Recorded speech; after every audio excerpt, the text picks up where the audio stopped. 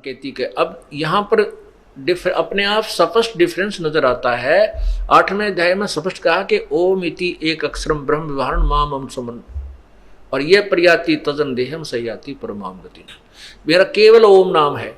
और यहाँ ओम तत् सत 3 बताए, इससे सिद्ध है कि ये किसी और भगवान के विषय में संकेत है, और तत् और सत ये सांकेतिक है, क्योंकि वो तत्वदर्शी संत ही बता पाएगा। तो परमात्मा ने कहा था कि वेद मेरा भेद है, मैं मिलूं वेदन में नाही, और जौन वेद से मैं मिलूं वो वेद जानते नहीं। जिस ज्ञान, वेद का अर्थ ज्ञान भी होता है।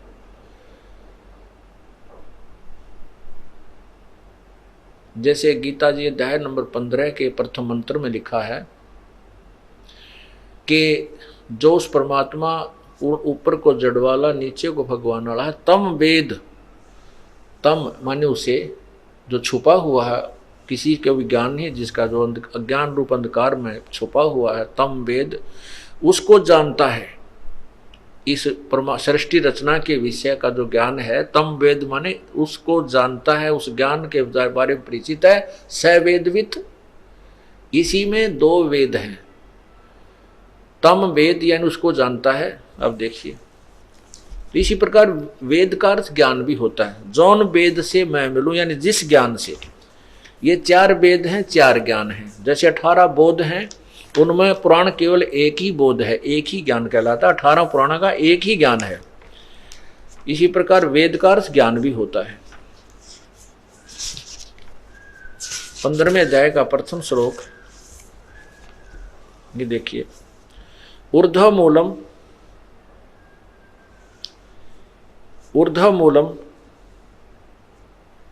अधः शाखम अश्वत्थम प्राहो अव्यम छंदासी यस प्रणानी यह तम वेद। वेद माने जानना, यानी उसका ज्ञान जो रखता है। स वेदवित, वो वेद का ज्ञाता है, वह वेद के तात्पर्य को जानता है। देखो, वह यह जो तम माने उसे, वेद माने जानता है, यानी उसका ज्ञान रखता है। स वेदवित, वह वेद के तात्पर्य को जानने वाला, यानी वो वेद का पूर्ण तत्वदर्शी संत है, वो पूर्ण रूप से सब वेदों का जानकार है। तो यहाँ परमात्मा कहते हैं कि जौन वेद से मैं मिलूं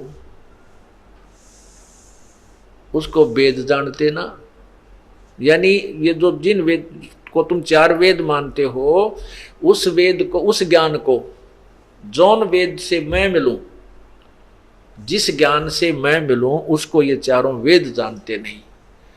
अर्थात वेद हमारा भेद है, मेरी जानकारी दे रहा है, और मैं इन वेदन में ना, अर्थात मैं मिलूं वेदन से ना, और जौन वेद से मैं मिलूं वो वेद जानते ना।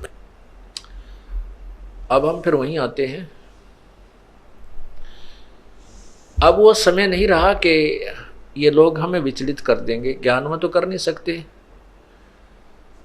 और बाकी जो बकवाद हैं वो सदा से होती आई रही। परमात्मा के साथ भी कबीर जी आए थे, उनकी लीलाएं आप पढ़ लो, उनके साथ जो बदतमीजियां और जितने भी इन स्वार्थी लोगों ने अत्याचार किए थे, आपका कलेजा मुंह को आ जाए। लेकिन अब इनकी दाल नहीं गलेगी, क्योंकि शिक्षित समाज है, और ये पूरी पृथ्वी पर यह परमात्मा का एक ज्ञान होगा।